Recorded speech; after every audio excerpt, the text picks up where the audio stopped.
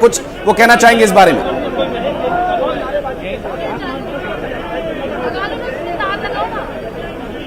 लगातार माहौल नजर आ रहा है। हम बात करते हैं, अगर कहाँ से आए आप? भोपाल से ही हूँ मैं। क्या मांग है आपकी? मेरी मांग कुछ नहीं है, अपने जो सीएम बनना चाहिए, रामेश्वर को बनाना चाहिए सीएम। आप क्या कैलाश जी को बनाना चाहिए। कैलाश जी की ब्यूरोक्रेसी पे बहुत अच्छी पकड़ है। जिस आदमी की ब्यूरोक्रेसी पे पकड़ रहेगी वही देश का भला कर सकता है। यहाँ पर मामा की भी मांग उठ रही है। मामा की मांग उठ रही। मामा ने बहुत काम कर लिया, अब कैलाश जी को मौका देना चाहिए। कैलाश जी बहुत अच्छे प्रशासक है, बहुत अच्छे, उन्होंने हमेशा अच्छे काम किए हैं। आपका क्या कहना है?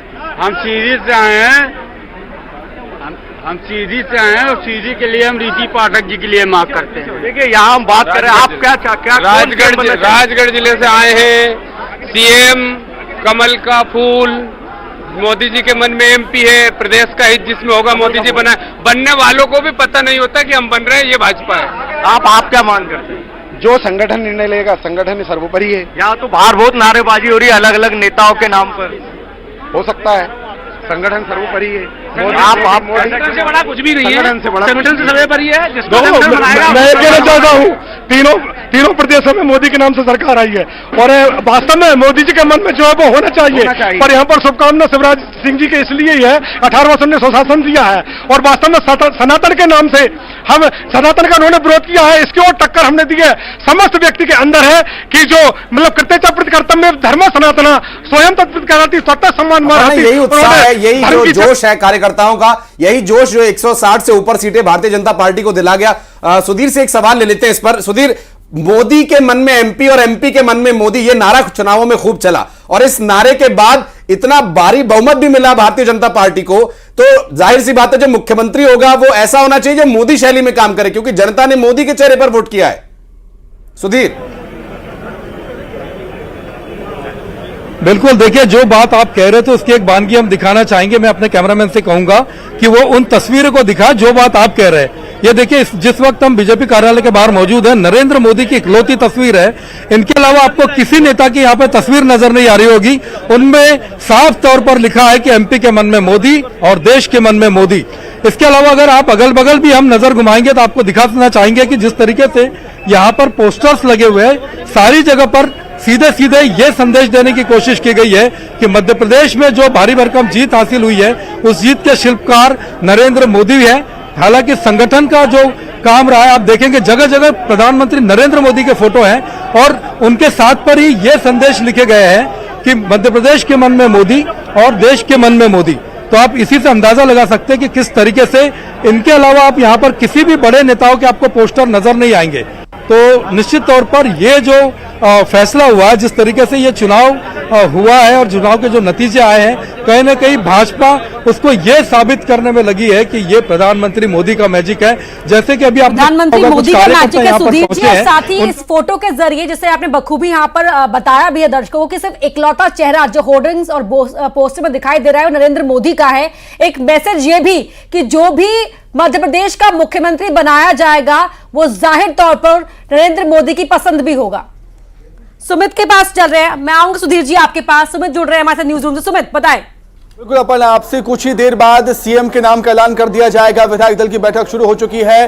विधायक दल की बैठक खत्म होते ही वो चेहरा हमारे सामने होगा जिसका सभी को इंतजार था कि आखिर मुख्यमंत्री की कमान किसको मिलने वाली है, मध्य प्रदेश की कमान किसको मिलने वाली है। कई सारे नाम है इसमें, प्रहलाद सिंह पटेल हो, शिवराज सिंह चौहान हो, नरेंद्र सिंह तोमर हो, ज्योतिरादित्य सिंधिया हो, वीडी शर्मा हो, कई सारे नाम हैं। लेकिन आपने ठीक बात कही कि संगठन के जो करीब होगा, साफ सुथरी छवि जिसकी होगी उसी पर मोहर लगाई जाएगी। जैसा कि हमने छत्तीसगढ़ में देखा, विष्णुदेव साय साफ सुथरी छवि वाले, संगठन के बेहद करीबी, वैसा ही कुछ हमें मध्य प्रदेश में देखने को मिल सकता है। और चौंकाने वाली बात ये भी है कि जब दो डिप्टी सीएम के नाम की चर्चा हुई तो काफी दिलचस्प हो गया कि आखिर वो दो डिप्टी सीएम कौन हो सकते हैं।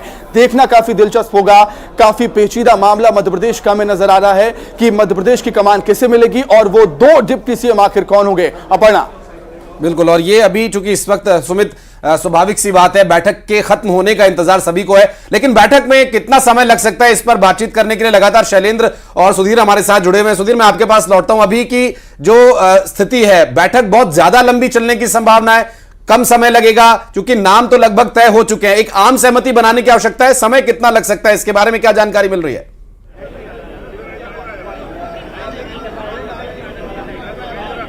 देखिए, बिल्कुल बैठक अभी अभी शुरू हुई है। उन पर कहा तो ये जा रहा है कि जो भी पर्यवेक्षक की जो टीम आई है, मनोहर लाल खट्टर जी और उनके साथ जो टीम आई है, वो हर विधायक से 1 to 1 बात करेगी और उनके मन में क्या चल रहा है, किस कैंडिडेट को वो मुख्यमंत्री के तौर पर देखना चाहते हैं, ये चर्चा करने की जो खबरें हैं वो आ रही है। हालांकि जैसा कि आपने कहा कि नाम पहले से तय हो चुका होगा कि मध्य प्रदेश का मुख्यमंत्री कौन होगा, लेकिन विधायक दल की जो बैठक है, ये संसदीय व्यवस्था के तहत एक सिस्टम होता है कि जब आप लोकतांत्रिक तरीके से किसी सरकार को चुनते हैं तो उसका जो नेता चुना जाता होता है, विधायक दल की बैठक के जरिए चुना जाना होता है। उसके लिए पर्यवेक्षकों की टीम बनाई जाती है। टीम जाती है राज्यों में, लोगों से बात करती है, विधायकों से बात करती है और उनके बाद जो नाम निकल कर आता है उनको वो विधायक दल के नेता के तौर पर नाम का घोषणा करती है।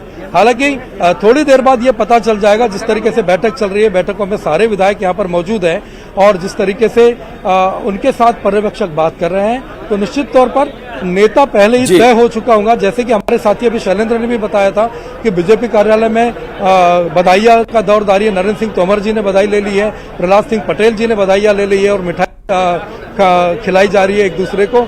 लेकिन ये बधाई मुख्यमंत्री की है या विधानसभा चुनाव जीतने की या बीजेपी के भारी बहुमत की, ये अभी तक साफ नहीं हो पाया। बिल्कुल, और ये थोड़ी देर में स्पष्ट हो भी जाएगा। सुधीर, एक आपके आसपास काफी भीड़ दिखाई दे रही है, कई कार्यकर्ता अलग अलग नेताओं के साथ वहां पर पहुंचे हुए हैं। एक मन में कहीं ना कहीं होता है कि हमारा जो नेता है, जिसका हमने प्रचार किया, और अपर्णा भी इस बारे में बात कर रही थी अभी कि जिसके बारे में प्रचार किया, जिसके लिए हमने चुनाव लड़ा और जितवाया भी, उनका नेता अगर मुख्यमंत्री बने या उप मुख्यमंत्री बने तो बड़ी खुशी होती है। लेकिन अगर नेता नहीं बनता है मुख्यमंत्री, उसके बाद भी उन्हें स्वीकार करना होता है, पार्टी में एक अनुशासन बना रहे, इसके लिए भी कार्यकर्ताओं का उत्साह कम नहीं होना चाहिए। इसके लिए भी एक बड़ी चुनौती का सामना करना पड़ेगा बीजेपी को।